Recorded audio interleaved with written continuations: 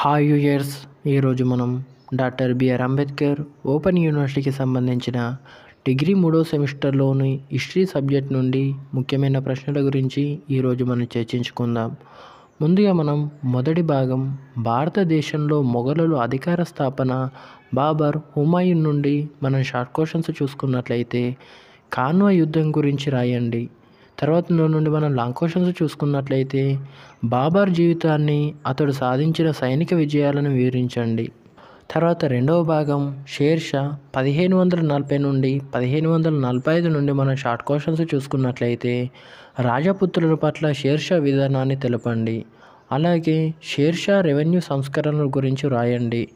తర్వాత నుండి మనం లాంగ్ క్వశ్చన్స్ గమనించినట్లయితే షేర్షా జీవిత విశేషాలను వివరించి అతడు హుమాయూన్ను ఎలా ఓడించాడో తెలపండి. తర్వాత మూడవ భాగం అక్బర్ 1556 నుండి 1605 నుండి మనం షార్ట్ క్వశ్చన్స్ చూసుకున్నట్లయితే రెండవ పానీపట్టు యుద్ధం గురించి రాయండి.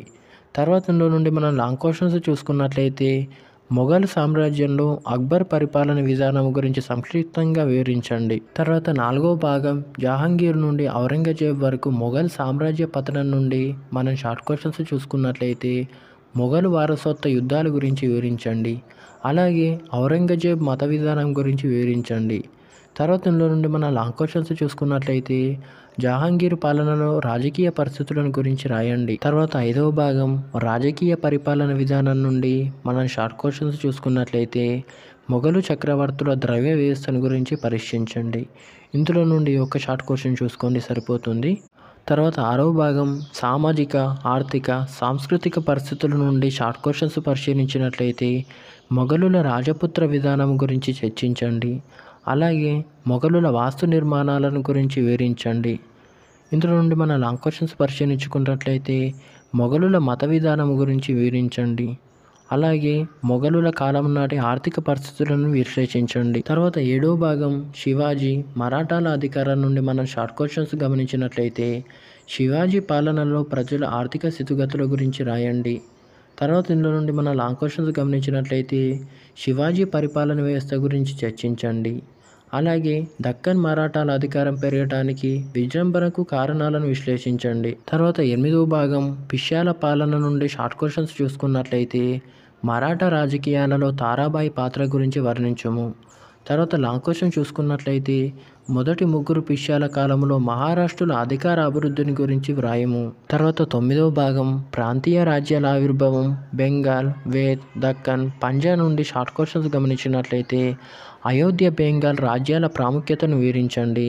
తర్వాత లాంగ్ క్వశ్చన్స్ గమనించుకున్నట్లయితే 18వ శతాబ్దంలో భారతదేశంలోని ఆర్థిక పరిస్థితులను వివరించండి. తర్వాత 10వ భాగం యూరోపియన్ల రాక, వారి స్థావరాల నుండి షార్ట్ క్వశ్చన్స్ ఏమీ అవసరం లేదు.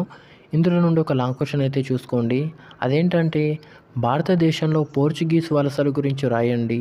గవర్నర్లు అనుసరించిన ఏ విధానాలు విజయం సాధించాయి. తర్వాత 11వ భాగం భారతదేశంలో బ్రిటిష్ వారి దండయాత్రల నుండి మనం షార్ట్ క్వశ్చన్స్ గమనించినట్లయితే ప్లాసీ యుద్ధ కారణాలను విశ్లేషించండి.